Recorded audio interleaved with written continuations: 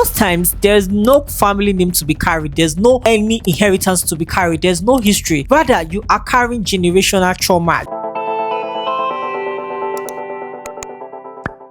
Hi guys, welcome back to my YouTube channel. If you're new, hi, my name is Uchenna and I'm an African-based digital content creator. And on this channel, I'll talk about everything books and life and in between. And in this video, I'll be talking about parenting, and this video is very important for people who want to have children, people who already have children, and people who don't want to have children. I think this is an important conversation that we should be having. So let's dive right into it. I recently read a book, and the book is basically about a girl whose life ended up in desperation and she had to do some things that messed up her life. And tracing everything back, I just kept on wishing if her parents were present. I also read Visibly Tears by S.B. Copsey, and it's a book about parents who discovered their queer child were killed and they tried to investigate to see who killed them and things like that. This topic was baited from this and also some couple of K-dramas that I've watched and wish that parents took parenting more serious. So I've seen this happen in real life. So like I said, it's an important conversation. People spend months planning their wedding, planning their ashebi, planning the venue, and they spend little to no amount of time thinking about the important question, which is, should we be a parent or not? So I want to talk about the questions people should ask themselves before thinking about having a child. There's more to parenting than just giving birth. And the number one question is presence. Will you actually be present? Will you actually be there? Because a child can have two living parents with him or her, and that child is still raised by nobody. I've come to understand that absence is not just a parent leaving the family. Absence could be parents who live in the same house with their children, but they're emotionally shut down. They don't create alone time with their kids. They're busy with work. They're busy with church activities. An unparented child does not simply go on being unparented. And because the child parents are not present, something else steps in to fill that gap. And this is where we see the streets, the internet, someone older than them that has bad intentions having a huge influence in that child's life. So the number one question I feel everyone should ask themselves is, are they ready to be present? Not to provide from a distance, but also to show up in the child's life in terms of like milestone, in terms of like celebration. These are very important because growing up, this makes up a child core memory. Two, are you emotionally ready? Now, when people say I'm ready to be a parent, what they actually mean is they can pay school fees, they can provide shelter. That is just the minimum requirements because there's so much that comes with being a parent and people don't talk about the emotional part. So you should ask yourself questions like, can you regulate your emotional temper when you are stressed, when you are broke, when you are exhausted, and then a little human is by the side demanding for your attention, disturbing you, crying, saying they want this or they want that, because your child don't schedule meltdown time. Children can at any time have a meltdown. So is this something you have thought about? And are you actually ready to listen to them even though your own world is crumbling? And these are very important stages. It's important for you to have conversations, listen to them, because that way they know that, oh, they're being loved. Oh, there's someone that they can fall back. There's someone that's like the safety net. And this way they can talk to you about everything and anything without actually feeling scared, without actually feeling remorseful, without actually feeling like it's a waste of time. There have been life scenarios where parents say, oh, why didn't he tell me? Why didn't she tell me? Meanwhile, it all started from the parenting. It all started from the parents not giving them their full attention. It all started from the parents not showing up in little ways. Many of us grew up in houses where keeping quiet was a response to tears, where feelings or expressing their feelings feels like an inconvenience. And then we grow up, you see where adults feels like they are inconveniencing their loved one or their friends when they talk about their personal issue or what they're going through. The third question is, have you thought about a disabled child? When people imagine their future children, they think about the highlight. They think about a child being skilled at football, a child that's brilliant, a child that's beautiful. Only very few people sit down to imagine a child or cases or scenarios where a child is on the autism spectrum or the child has Down syndrome, learning disabilities, or a chronic illness. And the truth is, disabilities is a part of human condition. There are families, there are people living with disabilities, and some of the disabilities are not something they plan, because a child is not something you go and buy out of a menu. And there are people living with this reality. And I have to talk about how our own society, especially in African communities, handle disability. Children with disabilities are hidden from visitors. They are dragged from deliverance section to deliverance section depression, or because someone said this is caused by a spiritual attack. And we have cases of also children with autism where because they don't behave the way normal children behave, they tend to be beaten up, they tend to be segregated from others for behaviors they cannot control. Before you think about becoming a parent, please do ask yourself this question: if my child is disabled, do I have a plan? There's a book I read, I can't remember if it's this year or last year, but it also talks about a woman who decides to have a child and then discover that the child will be born with a disability, and she proceeds to have that child, and then we get to see how that affects her life. The first question is, what happens if my child happens to be queer? Like I said, you don't go to the bakery to bake a child and then you have like their talent, you have like their personality, you have like their sexuality baked into them. There are people in this world who are going to give birth to queer children, and this is not me trying to lay a curse, this is just the reality. So this is not me trying to tell you to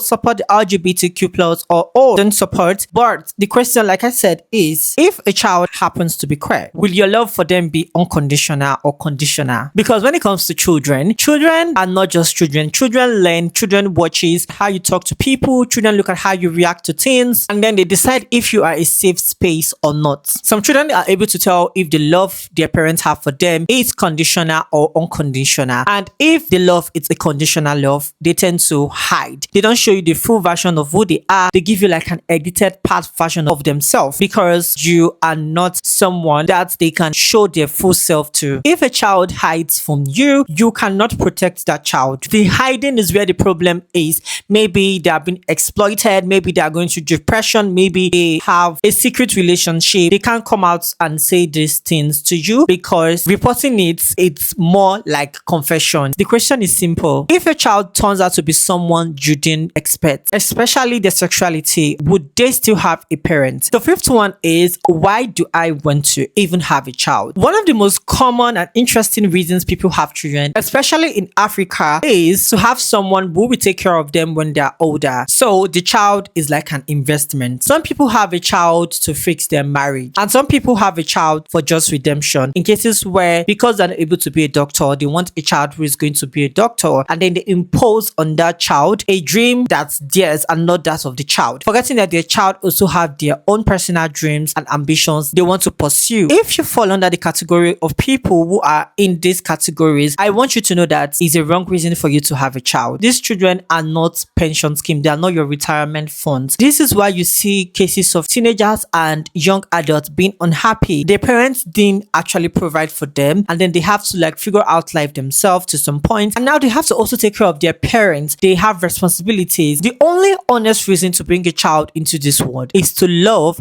care for them, and raise them. Now, I'm not saying your child is not going to take care of you. They will, but like I said, they are not your retirement funds. The sixth question you should ask yourself before you become a parent is, what baggage am I carrying? When you think about the most damaged parents you know, either you have read in books or you have seen in movies or in real life, I mean the drinkers, the beaters, do you think they set out to hurt their children or their loved one? No, they don't. But it's as a result of the baggage they have been carrying. Maybe they see their father beating up their mother. These are things they see and they feel it's normal to do that. I also recently watched a K-drama. A mother was apologizing for how she brought up her son. That was because the son happened to be someone that treats women badly, and that was a result of how she was being treated by her husband, and the son was a witness to that. Before you think about having a child, you need to think about what generational trauma am I carrying. I might go to therapy first before considering having a child. These are questions that I feel we should ask ourselves. Now, some people would say, oh, but they turned out to be fine. Now, they turned out to be fine means a child would startle at any small thing. Maybe someone tried to just raise their hand to touch them. The child startles because the child thinks they are about to be beaten, or in situations where someone can say, I love you, because that is not a word they grew up with. So before you think about having a child, please do your homework. You know what's more interesting? People say, oh, but you need a child to carry the family name. You need a child to carry the family history. Most times, there's no family name to be carried. There's no any inheritance to be carried. There's no history. Rather, you are carrying generational trauma. So these are questions I think you should ask yourself. Now, this video is not